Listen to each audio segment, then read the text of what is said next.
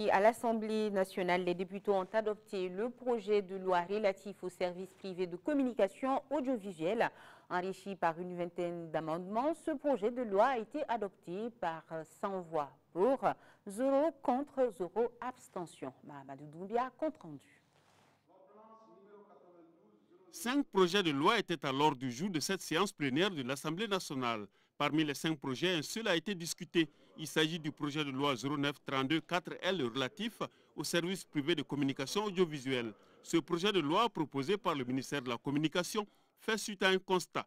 Le paysage audiovisuel africain est en pleine mutation. Si la radio FM a connu un essor sans précédent dans les années 90, les années 2000 ont été marquées par l'émergence de nouvelles chaînes de télévision avec ses corollaires d'insuffisance liées au manque de législation claire depuis l'éclosion de la diffusion des images des chaînes étrangères, l'absence de texte législatif sur la télévision privée et d'un code de l'audiovisuel et enfin le manque de rigueur dans la gestion du piratage télévisuel. On sait le subterfuge et l'intelligence des enfants aujourd'hui à s'adapter et à voir ce que les parents ne veulent pas qu'ils voient.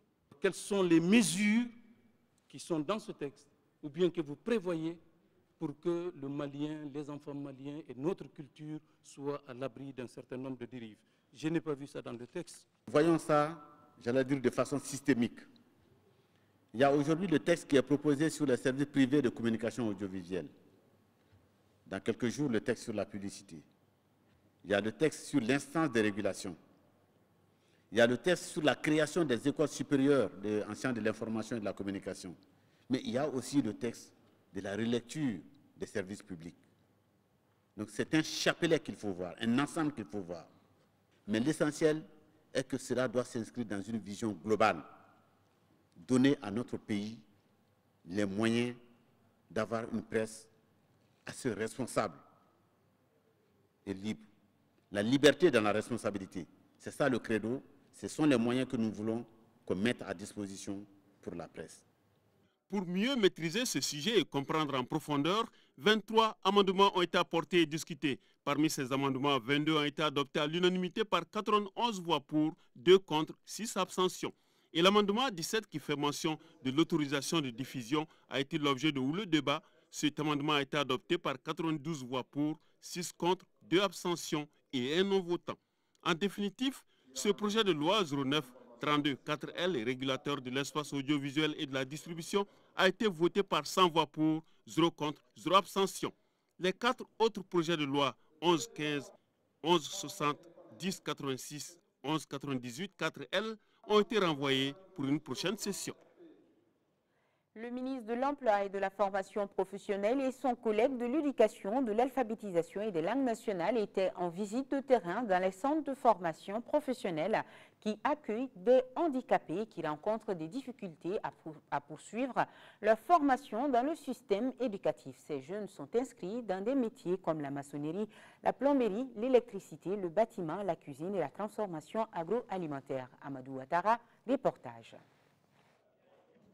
Par cette visite dans les centres de formation professionnelle, le ministre de l'Emploi et de la Formation professionnelle et celui en charge de l'éducation, de l'alphabétisation et des langues nationales voulaient s'informer sur les conditions d'accueil de ces centres, discuter avec l'encadrement et les apprenants afin d'y envisager des dispositions à prendre pour leur insertion une fois la formation terminée. Nous avons parlé du renouveau de la formation professionnelle et nous avions indiqué à l'époque que la langue n'est pas un handicap pour apprendre un métier.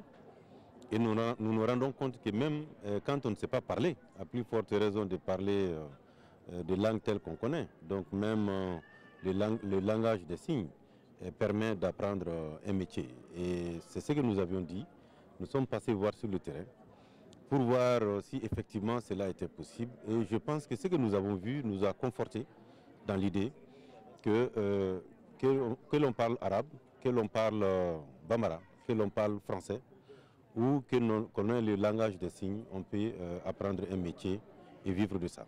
Les 2 membres du gouvernement se sont rendus successivement dans les centres de formation Guy Berthe à Titibougou qui forment actuellement 30 jeunes en maçonnerie et froid climatisation, le centre des handicapés auditifs SIS dans la cour de l'ESICA avec 51 apprenants et le collège Wami de Bako Djikoroni. Nous avons vu des jeunes diplômés et non diplômés, des titulaires du DEF, des titulaires du baccalauréat, des jeunes qui ont fait leurs études en langue française, d'autres qui les ont faites en arabe, des jeunes malentendants, et tous ceux qui sont regroupés, qui sont formés à des métiers extrêmement porteurs, tels que le carrelage, la plomberie sanitaire, la maçonnerie, la couture, l'alimentation, etc.